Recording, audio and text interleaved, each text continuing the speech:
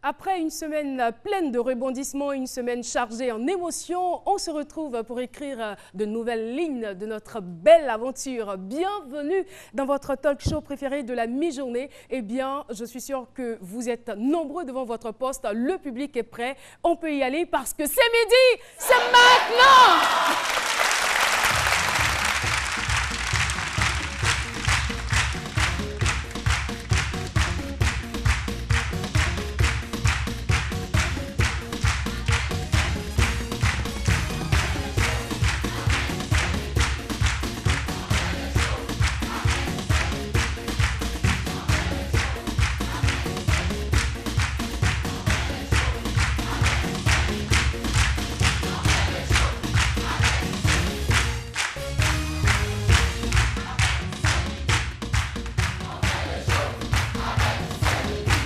N'est-ce pas qu'on se retrouve cette semaine et on espère que cette semaine est une semaine pleine de belles choses, de belles surprises. On veut garder espoir malgré tout. Eh bien, on est debout. On l'a dit la semaine dernière, la Côte d'Ivoire se relève peu à peu de ce qui lui est arrivé et on retrouve le sourire, on retrouve notre joie de vivre. On retrouve notre enthousiasme et notre épanouissement d'antan. Et merci à vous d'avoir effectué le déplacement. Et vous le savez, comme chaque lundi, nous avons cette équipe composée de Jean-Michel Onin, Nessine Dri, Méliane Cuny. Et le quatrième qui nous rejoindra certainement sous des apparats. Je ne peux rien vous dire pour l'instant. Mais vous le découvrirez avec nous, n'est-ce pas, Jean-Michel? Je suis sûre que tu as passé un bon week-end. Oui, un week-end très reposant. D'accord. Donc, je me suis renouvelé. Je suis très heureux de reprendre du service aujourd'hui. N'est-ce pas? Voilà. Et tu t'es certainement réinventé. Forcément. Et bien sûr, il ne peut en être autrement pour Miss Bien-être, n'est-ce pas, avec ce sourire qui ne la lâche et qui ne la quitte jamais. Ah oui, Caroline, tu l'as dit. Alors, tu l'as dit, hein, d'entrée de jeu. Oui, j'aime cette expression-là, d'entrée de jeu. Voilà, tu l'as dit, on reste debout et surtout, on reste beau. C'est pour ça, aujourd'hui, j'ai un élixir de bien-être à vous proposer. Donc, ça sera tout à l'heure dans ma chronique. Voilà.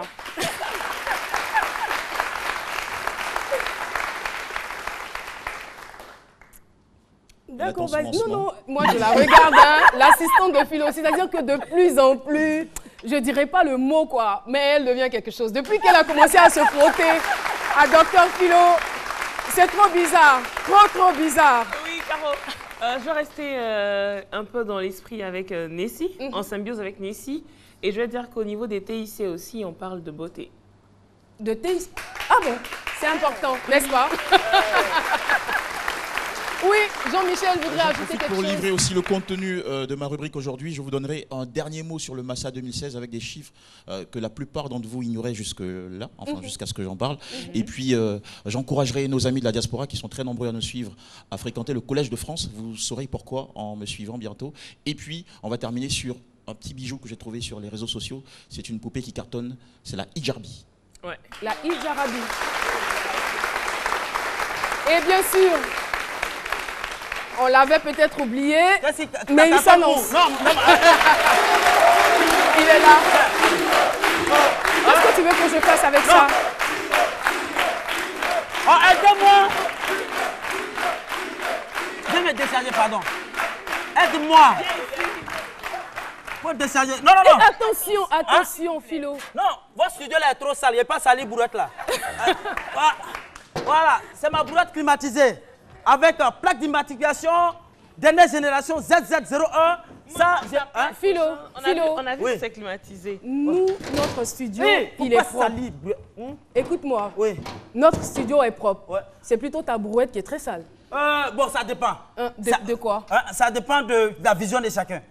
Voilà, moi quand je regarde ma brouette, je vois que le sujet est très sale, mais il faut dire que je suis fier de ce que je fais. C'est nous on prend bagage. Moi je ne prends pas les condiments, hein. Non. Non, moi je ne prends pas condiments. Heureusement d'ailleurs. Voilà, nous on prend les hamburgers, les shawarma, les trucs, tout ça là. Ça. Voilà. Okay. La particularité de ma brouette, c'est que, parce que les femmes qui nous prennent là, elles peuvent prendre longue distance, 200 mètres, 300 mètres, elles nous donnent 100 francs. Voilà, donc la particularité c'est que j'ai, hier, Caro, non, il faut que je vous dise, ma brouette a fait des merveilles. j'ai une dame qui a ramassé, qui a pris son enfant nouveau-né. Elle était là à l'hôpital, ils ont dit que l'enfant souffre de trisomie 62.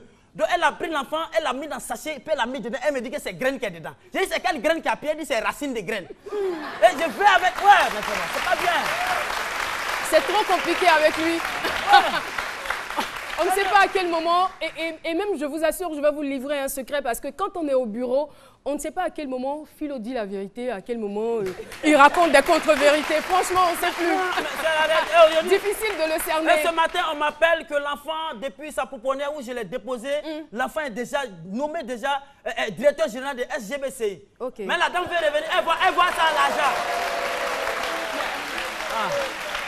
Alors, elle a taille SGBCI, elle voit ça à l'argent. En fait, l'enfant, Philo, directeur de la Société Générale de Brouettes de Côte d'Ivoire. Elle voit ça à l'argent. D'accord.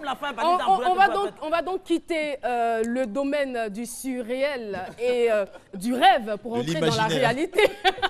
Pour entrer dans la réalité, parce que le vendredi dernier, je ne sais pas si vous avez suivi l'émission, mais franchement, on a eu des zouglous pas possibles. Est-ce que vous vous souvenez? Vous vous souvenez du zouglou de Jean-Michel? Avez-vous vu Linjaber en train de libérer en zouglou? Franchement, je ne sais pas comment décrire ces pas de danse, mais nous avons passé de très très bons moments avec celui qu'on appelle Youfazer. Voilà, ce grand danseur qui est devenu aujourd'hui docteur à l'université, enseignant donc. On va donc on a réservé ce bonus pour vous, pour ceux qui n'ont pas suivi et aussi pour ceux qui ont suivi. On se remémore.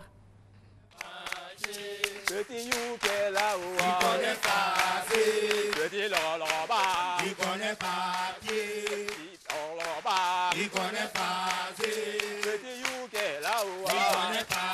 Petit you qui est là-haut, il connaît pas. Petit Loloba, il connaît pas.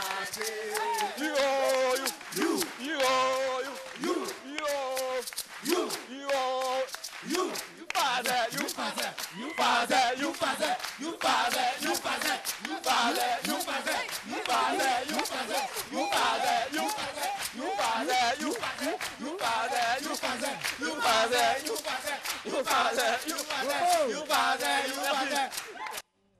Voilà. En tout cas, on a passé un agréable moment avec Youfazer, Roger Capri. C'était formidable. Du haut de son mètre 90, il a libéré en zouglou. Il n'a rien perdu de ses pas de danse. Et aussi, bien évidemment, on avait le groupe Zouglou avec nous, Zouglou Makers. Bonne ambiance dans ce studio. Et c'est tout cela, c'est midi. Oui. Oublié les autres zouglouman qui étaient là. Oui, bien sûr, la Caro Gang. Aloussène, le leader. Aloussène, franchement, c'est un grand danseur. C'est tout ce que je peux dire sur lui. Aloussène, c'est un grand danseur. Alors, aujourd'hui, on aborde un sujet très, très sérieux. Vous avez certainement entendu parler de trisomie 21. Laissez-moi vous dire que ce n'est pas une maladie, mais plutôt une malformation congénitale. Elle est due à la présence d'un chromosome surnuméraire sur la 21e paire de chromosomes, c'est-à-dire qu'au lieu d'avoir au total 46 chromosomes, l'individu en possède 47. Mon fils est un champion malgré la trisomie 21. C'est le thème du jour, thème que décortique tout de suite notre humoriste maison.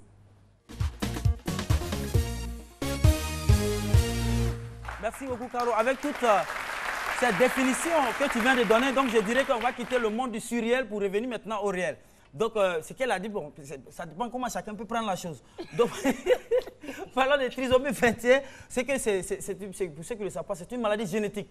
Voilà, quand on dit génétique, c'est une maladie qui gêne les tics. C'est-à-dire que ça gêne un peu les techniques d'information, de communication. Donc, ça gêne beaucoup l'évolution du monde. Donc, c'est ce qu'il faut comprendre. En même temps, on parle de chromosomes. On sait que les chromosomes, ce sont des éléments microscopiques, donc invisibles à l'œil nu. Et donc, un enfant qui a la trisomie 21 a certaines... Vous savez, de la manière les chromosomes sont invisibles à l'œil nu, c'est comme ça, ces qualités quantitatives sont aussi invisibles à l'œil nu. Donc, il faut laisser l'enfant s'exprimer pour pouvoir tirer en lui maintenant toutes ces qualités-là. Voilà. En même temps, il dit qu'il ne faut pas se moquer, parce que c'est ce qu'on appelle des enfants...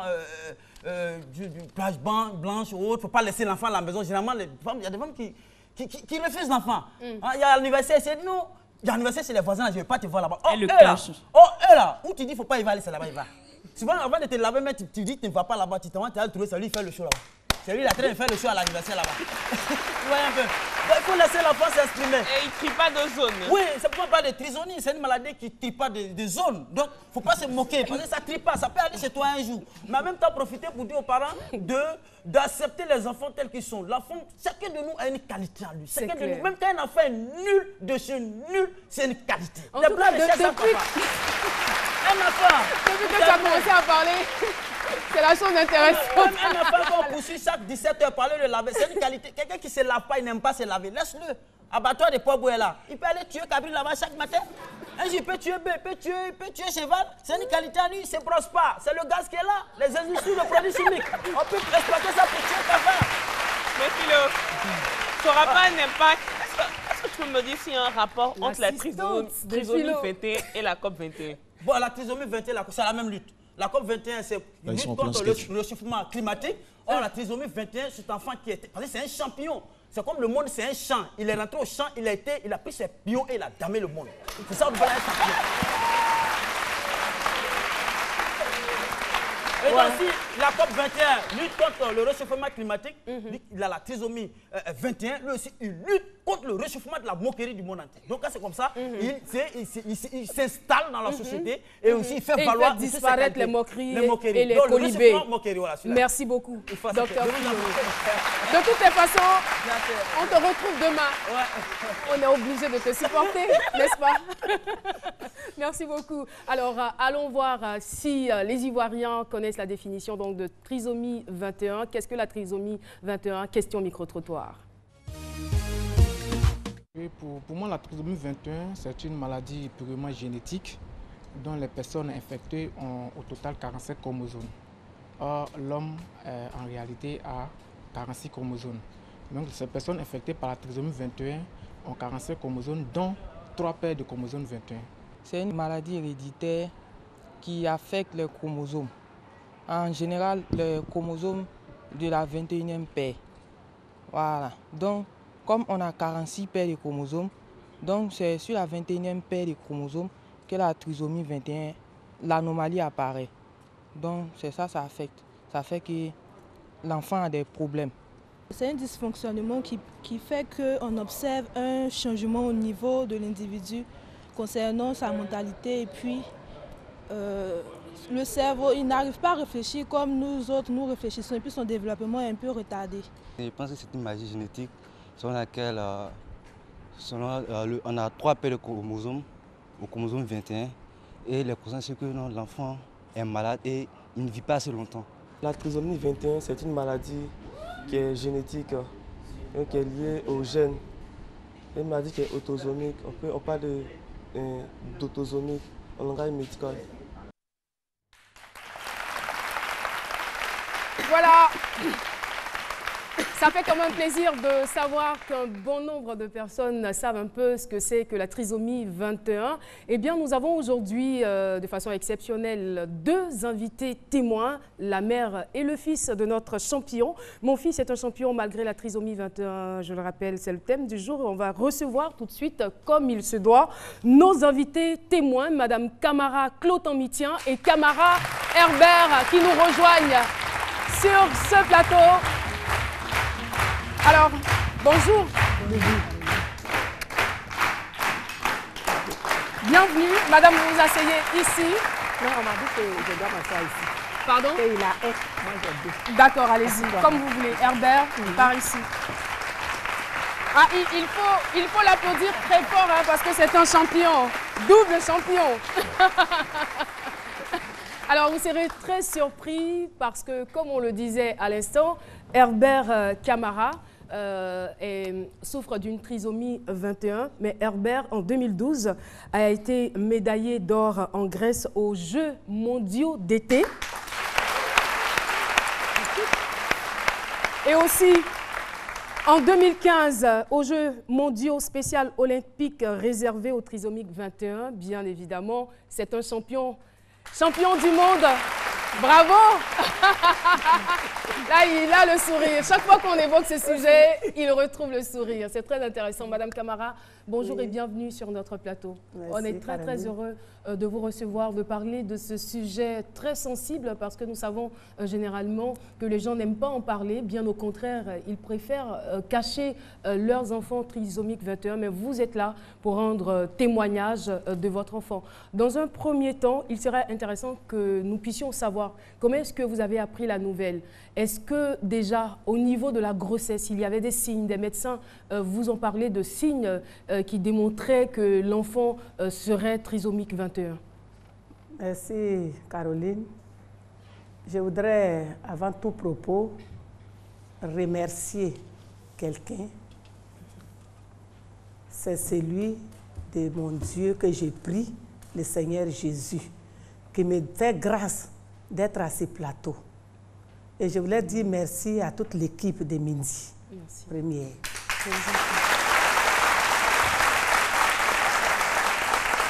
Merci à vous, en tout cas, d'être là. Merci à toute l'équipe de la Page Blanche. En effet, j'étais à l'intérieur du pays lorsque je suis tombée en grossesse de Herbert. J'ai fait tous les examens, les analyses. Et comme on était à l'intérieur, souvent il y a des examens que je venais faire à Abidjan. Il n'y avait aucun signe mauvais qui me disait que bon, la grossesse était mal placée ou bien tout était normal. Jusqu'à 7 mois de grossesse où je venais de mon service et puis je me reposais pour repartir l'après-midi. Et c'est là, dans mon repos, je me suis rendu compte que la poche d'eau a rompu.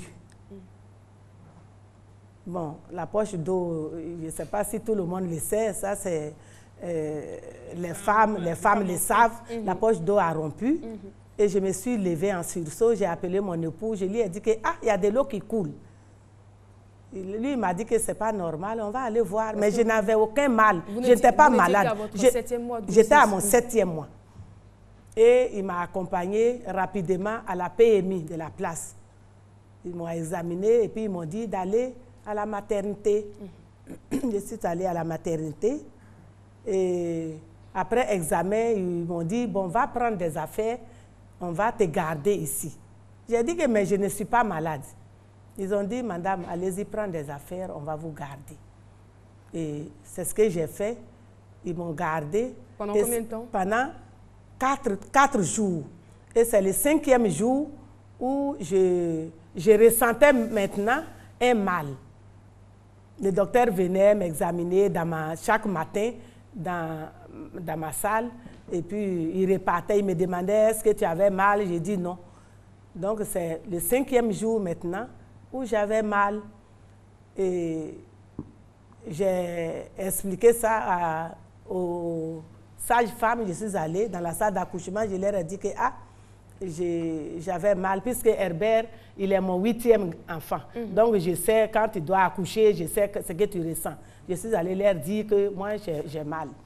Et puis, ils m'ont dit, bon, et la suite, j'ai accouché. Moi, je pensais que c'était un avortement, mais j'ai accouché et l'enfant a pleuré. Il était vivant. Il avait 2 kilos, 100 grammes. Donc, moi, je pensais que tout était normal. Et puis, bon, le lendemain, ils ont dit que bon, qu'on peut rentrer, mais de le mettre au chaud. Parce que dans cette localité, il n'y avait pas de couveuse. Ils ont dit de rentrer à la maison, mais de l'habiller au chaud, de mettre une lampe auprès de lui, pour qu'il reste chaud, donc vous pour ne pas attraper froid. Vous suivez toutes les recommandations des médecins et l'enfant grandit. L'enfant grandissait, l'enfant, je partais à la PMI régulièrement, on l'examinait, tout allait bien. Et à quel moment vous vous rendez compte qu'il y a une anomalie? Je me suis rendu compte qu'il y a une anomalie après un an, parce qu'après, il ne pouvait pas s'asseoir. D'accord. L'enfant ne pouvait pas s'asseoir, il ne pouvait pas tenir sa tête. Donc, la tête, pour tenir, il faut attraper la tête. Il ne tenait pas la tête. Donc, j'ai su qu'il y a quelque chose, mais moi, je me suis dit que peut-être comme je n'avais jamais fait de prématuré, je me suis dit que peut-être que c'est comme ça, c'était normal, les prématurés, c'est comme ça ils évoluaient. C'est ce que moi j'ai cru. Donc jusqu'à 2 ans, donc il a marché après 2 ans. Il a marché après 2 ans et puis après quelques mois, on nous a affectés de là. Nous sommes partis. Et j'ai remarqué que 2 ans, 3 ans, 4 ans, il ne parlait pas. Il marchait, mais il ne pouvait pas parler, il ne pouvait pas prononcer un mot. Et nous sommes déçus. Et puis en temps, il était tout le temps malade. Il était tout le temps malade. Jusqu'à chaque fin de mois, on était à l'hôpital. On était avec lui à l'hôpital.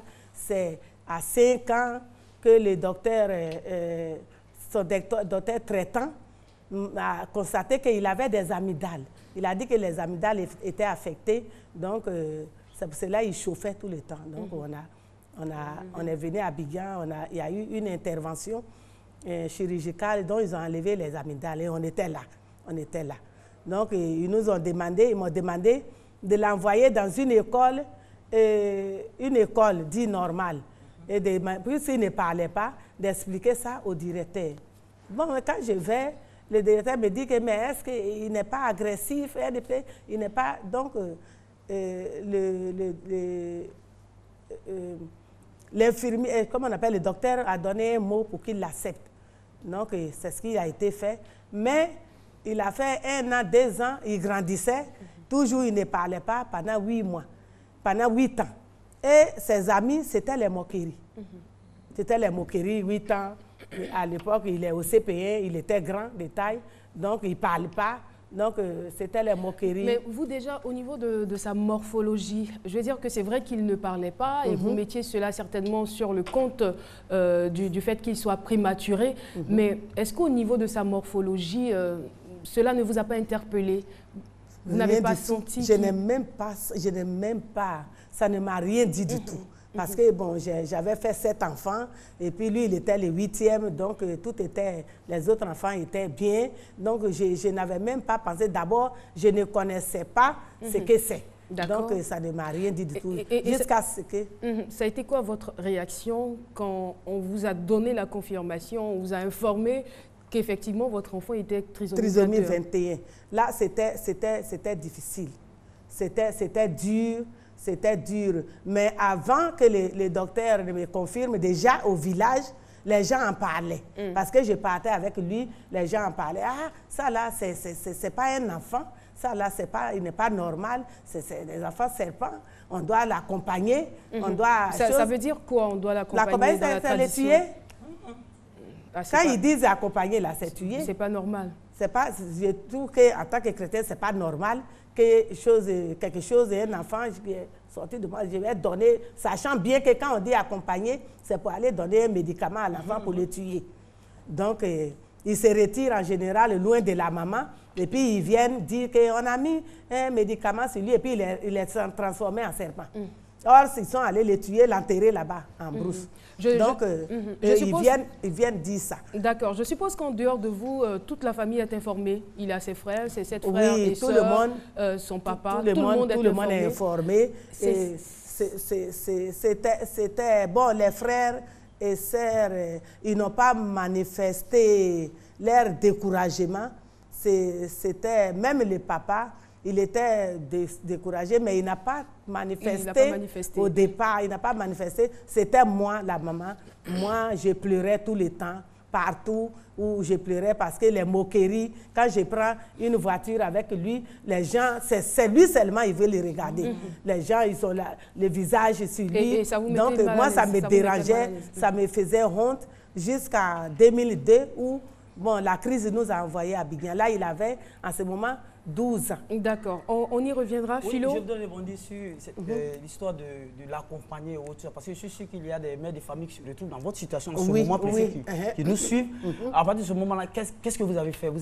Parce que des gens qui demandent, c'est que vous accompagnez votre enfant, vous ne le quittez plus des yeux, ou bien, je sais pas, vous avez plus rapproché l'enfant de vous, ou bien comment? Oui, si. Moi, c'est mon fils, moi je l'aime. Moi, je l'aime beaucoup. Donc, quand il parle, ça me choque, ça me fait mal, mais je continue à croire au Seigneur qu'il va faire quelque chose pour moi. Parce que je me dis que c'est Dieu qui donne les enfants. C'est ce que je me disais. Et c'est très bien de penser comme ça. Alors, Méliane? Oui, on va prendre que 2 réactions. On a d'abord Djibril Kadinon Traoré qui nous dit, excusez, courage garçon, avec cette maladie, c'est pas facile. Mais toi, tu as réussi à vaincre la peur, la tristesse. Vive mon champion, va plus loin. Félicitations aux parents d'être à ce côté de cet enfant. Courage et que le Seigneur le bénisse. Amen. Et on a Hilaire Corazon qui nous dit « Qui veut aller loin ménage sa monture, dit l'adage. Je suis fière de toi, car tu ne vois pas cette maladie comme un obstacle à ton inspiration. Bravo champion. On dit souvent que le sourire est le remède d'un cœur attristé. Je suis convaincue qu'en venant sur le plateau de ce midi, ton bonheur sera complet. Alors, petit champion, sois le meilleur. Merci beaucoup pour toutes ces réactions.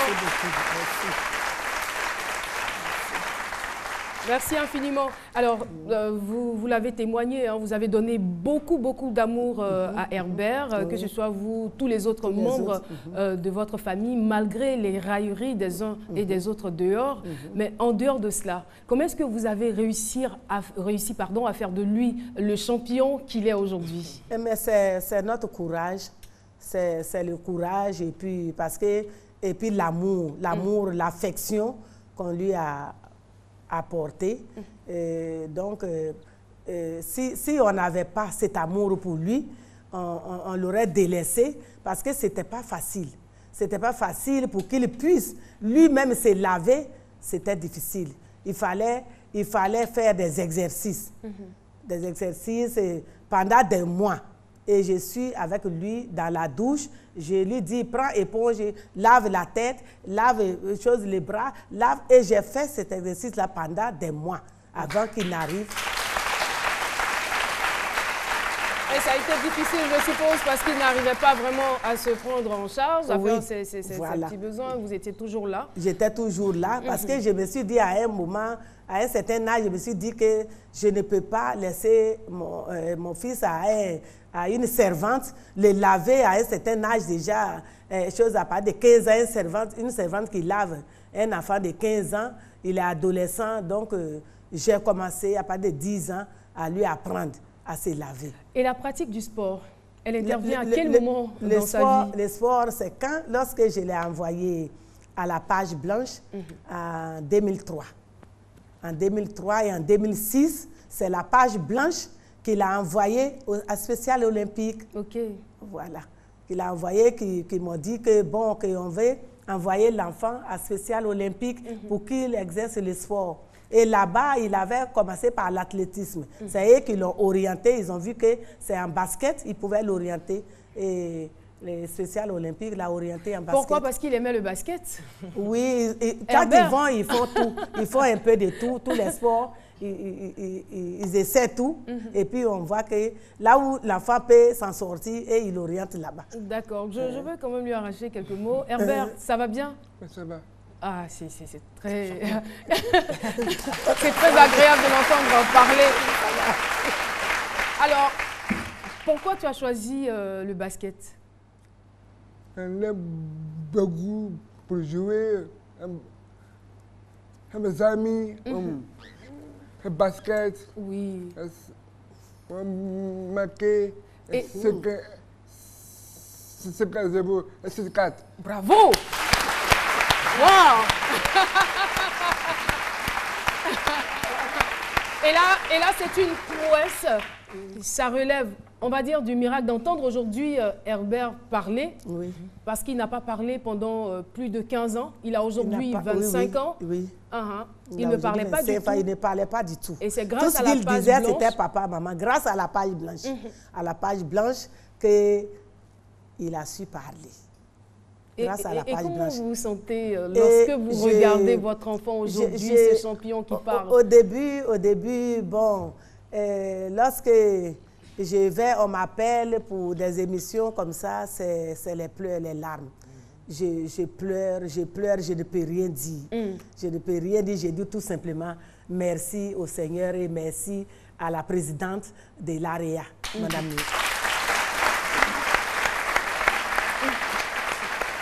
Et aujourd'hui, c'est avec une grande fierté que vous regardez votre fils, Herbert. Voilà, c'est une grande fierté aujourd'hui pour toute la famille. Quand on voit, surtout quand il revient du voyage et qu'on va l'accueillir à l'aéroport avec ses amis qui ont un handicap aussi comme lui en groupe, ça fait une fierté pour nous. Nous voulons profiter pour saluer tous les enfants, tous les jeunes qui souffrent de cette anomalie, parce qu'aujourd'hui, c'est la journée nationale de la trisomie 21 décrétée par la page blanche.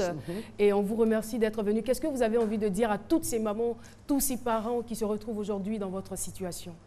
Je voulais encourager toutes les mamans qui sont dans la même situation que moi. Je voudrais les encourager et leur dire que l'enfant est un don de Dieu.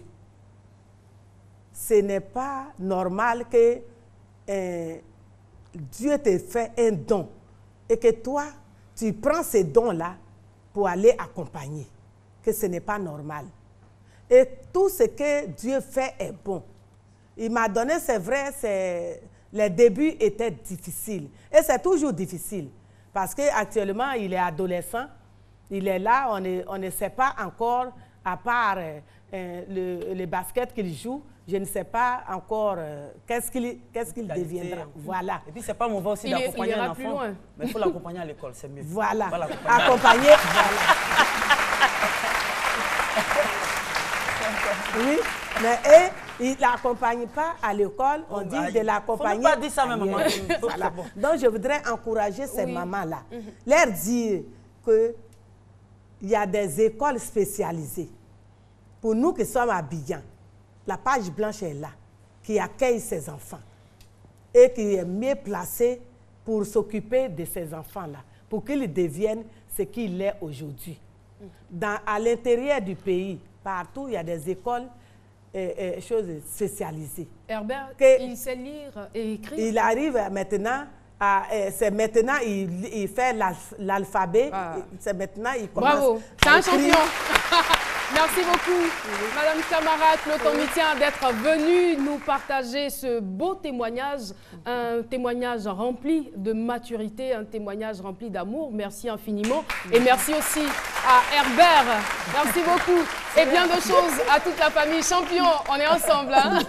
Merci beaucoup. Voilà, le témoignage est terminé. Je voudrais encore souhaiter une bonne journée mondiale de la trisomie 21. Voilà, si vous avez un enfant trisomie 21, c'est un être humain comme les autres. Il faut pouvoir l'encadrer, il faut pouvoir lui donner beaucoup d'amour. Et sait-on jamais, il sera peut-être comme le champion qui est là aujourd'hui sur notre plateau.